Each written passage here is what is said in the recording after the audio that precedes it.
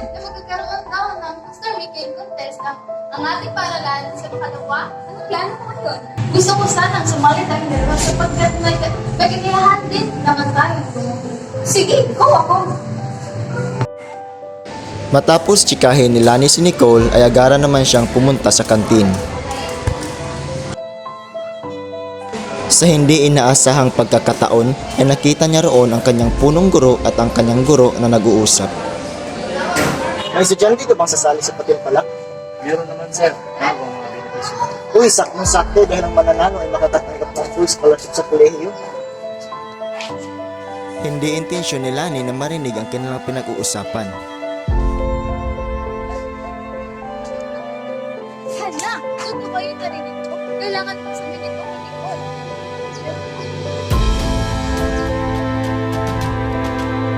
Matapos ensayuhin ni Nicole ang kanyang gawa, ay agara naman siyang lumabas sa silid na iyon.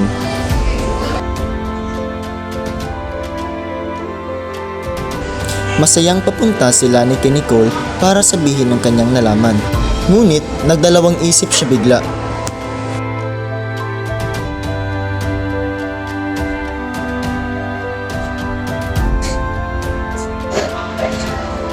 Kailangan ko ba talaga itong sabihin sa kay Nicole?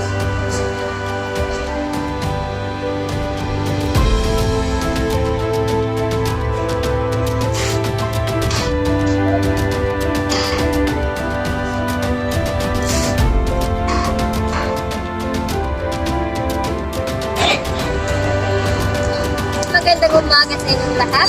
Ngayon ay magkakaroon tayo ng patimpalak at dito natin sasaksihan ang mga talitanong kabataan. At bago magsimula, ay narito ang mga criteria para sa contest nito. Una, creativity 25%, originality 50%, at ang huli ay effective team 25%. At ang total nito ay 100%. Maaari nyo nang ilagay ang inyong mga magagandang gawa sa harapan. At doon nagsimulang magtaka si Nicole. Hala, bakit kung nagkapayas ang gawa? Wala naman ako sinabihan sa idea ko ito. Blish, bakit magkapalihan ng payo ng gawa? Iwan ko, Blish. Pati na rin ang mga hurado ay nagtaka sa kanilang mga gawa. Nakapagdesisyon na ang mga hurado at agad naman itong pinasa at binasa. At ang nanalo sa patimpalak nito ay walang iba kundi si contestant number 2, Lani Francis.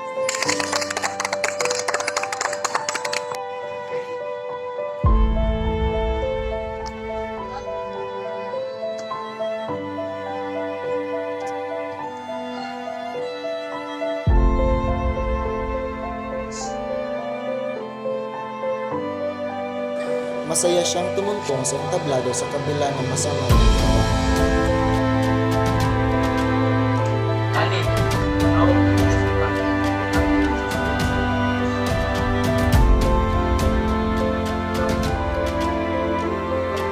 Alam ko ang ginawa at nahihibayan ako.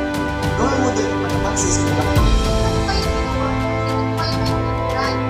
Ito naman kailangan. Ano yan? Nakita ko yan sa CCTV.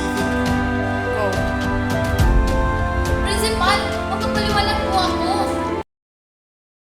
Lani, walang hiya ka. Inuwi ko nga kitang kaibigan.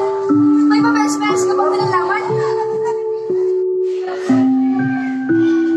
Bakit mo nagawa yun? Ano bang nasa isip ko? Sana hindi ko na lang yung ginawa. Guys, masana ako sa ng lahat ng tao sa akin. Hindi sana madismaya ang mga magulang ko.